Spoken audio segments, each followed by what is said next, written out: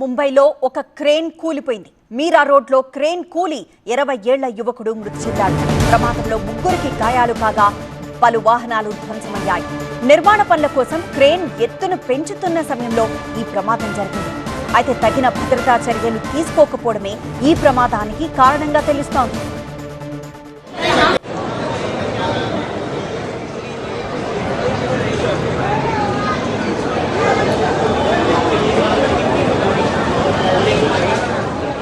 ప్రస్తుతం TV9 screen మీద ఆ దృశ్యాలు చూస్తున్నాం. ఆ ఘటనకి సంబంధించి ముంబైలో క్రేన్ ఇలా కూలిపోయింది. మీరా రోడ్లో క్రేన్ కూలి ఆ ఘటనలో 20 ఏళ్ల యువకుడు అక్కడికక్కడే మృతి చెందాడు. ఈ ప్రమాదంలో ముగ్గురికి గాయాలయ్యాయి అండ్ పలు వాహనాలు ధ్వంసమైన ఆ దృశ్యాన్ని చూస్తున్నాం. నిర్మాణ పనుల కోసం క్రేన్ని తీసుకొచ్చారు. సో ఆ క్రేన్ ఎత్తును పెంచుతున్న సమయంలో ఈ ప్రమాదం జరిగినట్లు తెలుస్తోంది.